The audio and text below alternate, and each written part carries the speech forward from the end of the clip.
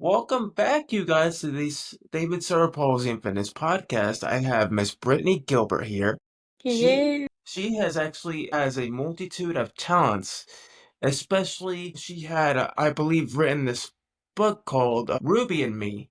Mm. And today we're just not going to be discussing about that, but we're going to be hearing about her journey and how much of an advocate she is for Alzheimer's and cerebral palsy itself. So, Brittany, welcome.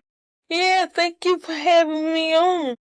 Thank you for being on today. So, to get the interview started, tell me a bit about yourself. I mean, I understand that you're still very young and you've accomplished a lot in your life, but what are some challenges you faced so far? Just having cerebral palsy. I think for me, learning how to do things differently than other people, but I think that has been more of an advantage because I can say, okay, I can't do it this way, but I can do it another way and still get it done. Yeah, I mean, that's the way you see it. You know, you have to be positive and know that there's always a way to do something properly and to do something, as good as possible and to the best of your ability. Yeah, yeah. I think that's the biggest thing with not even just cerebral palsy, but even those who may have autism or Down syndrome, just learning how to live in a way that works for you. Who who in your life really instilled motivation in you to really pursue, entrepreneurship and to pursue becoming an author? Actually, it wasn't instilled in me. It was one of those, like, people like, I'm trying to think his name, Shaquille O'Neal and Michael Jordan, seeing people on television doing what they love. And for me, I didn't come up with a lot of money. So in order to be an entrepreneur, I had to do something that didn't cost a lot. So being a writer was the best thing because I just needed a notebook and a pen. Okay. What was it your family that encouraged you to write? Was it personal experiences you went through early in life? I think it was personal experience because Okay. for me, I could not always articulate that well. When you have cerebral palsy and you're 9 and 12, it's not the easiest to articulate. So for me, writing and drawing and being creative was the outlet for me. Okay, that's great. You know, when you find something that you're passionate about and really helps you kind of cope through things and Mm-hmm. get you through a lot of the challenges in life, it's always good to really pursue that and to keep that going. Tell me a bit about what kind of cerebral palsy you have. Do you know what kind of cerebral Mine palsy you is have? called mild cerebral palsy, and for me, I'm very, very blessed. I don't have too many challenges. Actually, to um honor the title of the podcast, cerebral palsy and fitness, I actually do work out twice a week. That's awesome. Yeah, yes, I'm in the gym twice a week for about What do you do? Do you do the treadmill? Do you do anything specific? yeah, I like to do the stationary bike. I can ride for about 3 miles, and then I always forget the name of the machine when you stand in front of it and you pull the weight down. I know which one you're talking about. That's on the tip of my tongue. And I used to use it a lot. Lat pull downs? I think that's what they're called. Yes, that's it. A I lat pull down love machine. to do those. That's awesome. I'm glad you find something that you works for you, especially in the gym, because gyms are very hard to find things that are accommodating and accessible for Yeah. those with disabilities. But when you find a certain machine or a certain activity you can do, you stick with it. Yeah, yeah, I think for those two machines, the like pull down and the stationary bike, and I do pretty good. I love to go walking as well. Hey, I'm the same way. I like to Yeah, take a good walk sometimes. It never hurts to walk a little bit. no, Tell me a little bit about your book, Ruby and Me. What is that yeah, about, and how did yeah. that get kind of formed? Yeah, Rudy and Me is based on, it's a fictional story, but it's based on me and my grandmother. My grandmother had what is called early onset Alzheimer's, and she got it when she was about maybe 59 or 60, somewhere in there. Yeah, she was very young. And she was very special to me because my dad was not around when I was a little girl.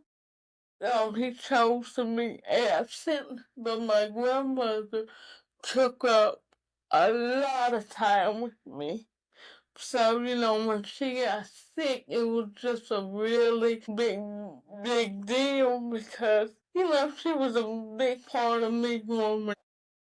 Wow. So she was kind of your parental figure to you. She was there for you Right, for yeah. most of your life. Wow. Yeah, she was there for me and my mom. And your mom? Yeah. Wow, that's incredible. That's incredible. I mean, look at you. You have surpassed a lot in your life, and you still got a long way to go. And then it was well. Like, what are your plans? I mean, you still got a long way to go, but do you plan on making this book into a film? Is there something you'd like to do? Well, yes, I did. I was fortunate enough to turn it into a short film. Okay, so it is a film. Yeah, yeah, it's a film. 15 minutes. A nice little start. And where has this film been shown? Is there any particular places? Yeah, people can go to my website, which is fireballunlimited.com, and I'm sure you'll Yeah, share the link, but yeah, I will. they can order the book and they can order the film. Is the book only on that website, or is it also on Amazon? It's also on Amazon, but I'm not put the Amazon link on my website just so people can order, the book and the film in one place. If you could meet a certain celebrity, who would Ooh, that be? my goodness, Shonda Rhimes. Okay, what really encourages you to meet them or really want? I think for me, I love Shonda Rhimes because she wrote Grey's Anatomy, and to just have such a successful TV show, it's relatable to people, and the high quality of her show, it shows that she puts in a lot of time. She puts in a lot of time and effort in her work just like you do, which is awesome. Yeah, yeah, you gotta have quality work. Do you still face challenges today? Yeah. What kind of challenges do you face? Say for example, I love to like cook steak. So for me, I can season the steak and I can put it on the rack. But my challenge might be putting it into the stove. Yeah, yeah. Everything in my house is all countertop. I don't know if yours is like that. I never thought about that. Yeah, so like, I have a countertop oven. So the way that I cook is between the oven, it'll be between the microwave, and I have a rice cooker, Mm-hmm. and everything is all kind of countertop and accessible. Yeah. So when I cook, I never use a stove, and I also have an air fryer. An air fryer, so it's a lifesaver. Yeah, because you don't have to buy like pre-made food. You can actually buy food that's completely frozen Eh, and season it yourself and make it yourself versus having to buy it already made and have all these like, fillers and preservatives. yeah, I try to be careful with the processed food that it's just not good for you. Yeah, it really isn't. You know, at least you know um how to navigate it, and you try the best of your ability to really cook and be able to live a as normal life as possible. Yeah. So what are the plans for you in the future? What do you want to do within the next, I would say, give or take 10 years? Oh wow. I would love to first off make enough sales to do another movie, and then from there I have another book. I would love to get that published and just continue with books and films. I would love to kind of like a Shonda Rhimes or Tyler Perry, not the same content, but Okay. just continuing with my journey and whatever God has planned for me to do. Good for you. So I'm going to, what I will do for you is I'm going to pass on your information or your publicist information to a lot of the podcasters I know that Yeah, I've been thank you. on interviews, or they've interviewed me. And I Yeah, want to make sure we can get your stuff out there, your story out there, your I book out appreciate there. that, David. Get it out there as much as possible for you. Yeah, I appreciate that. Yeah, of course. That's what we're here for. And like I said, the I'm grateful that you reached out to me, and especially hearing your story and the fact that you're still so young and still going. It's really amazing. It's incredible. It's Thank inspiring. you. I appreciate it. You inspire me as well. I see your Instagram videos.